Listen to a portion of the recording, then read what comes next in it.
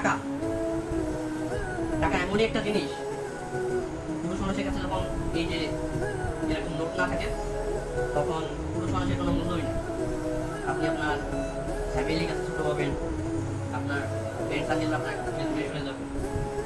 Even তো আমার ফ্যামিলিও আমার কাছ থেকে দূরে সরে গেছে যখন আমি একটু বিপদের সম্মুখীন হয়েছিলাম। হাতে টাকা পয়সা ছিল না, ফ্যামিলিতে টাকা দিতে পারতেছিলাম না, কিন্তু আলটিমেটলি তাদেরই আমি দেখে শুনে রাখতাম। তো 2টা মাস টাকা দিতে পারছিলাম না ভাই, বুঝছেন? এই জন্য এই যে এখন আলাদা করে দিচ্ছি আমি তাদের বার্গেনিং, আমি তাদের ঝামেলা। 2টা মাস টাকা দিইনি, আমি তাদের ঝামেলা হয়ে গেছি। আসলে একটা পুরুষ মানুষের জন্য টাকাটাই আসলে সবচেয়ে বড় জিনিস। আপনার কাছে টাকা আছে, আপনার ভাই সবাই দাম দিবে, কিন্তু আপনার কাছে টাকা নেই ভাই, আপনার কেউ এক বেলা ফোন দিয়েও খবর নেবে না যে ভাই তো কি অবস্থা।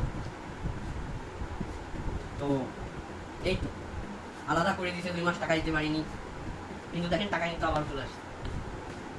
এখানে 40,000 টাকা আছে, আর টাকা এখন থেকে এরকম ডয়ে পড়েই থাকতে হবে। কিন্তু যারা যারা আমার দুঃসময়ে যে ব্যবহারগুলো করছে ভাই, এটা তা কখনো বুঝতে পারবো না। আর মনে জেদ আছে, ইচ্ছা আছে, শক্তি আছে, আল্লাহর কাছেও বলি তাদেরকে আবার টাকার সাগরে বাসায় রাখবো ইনশাআল্লাহ। আমার ফ্যামিলি, আমার কাছের মানুষ যারা আমার বিপদে কাছে ছিল না, তাদেরকে আবার টাকার সাগরে বাসায় রাখবো। সবাই দোয়া করবো। আল্লাহ হাফেজ।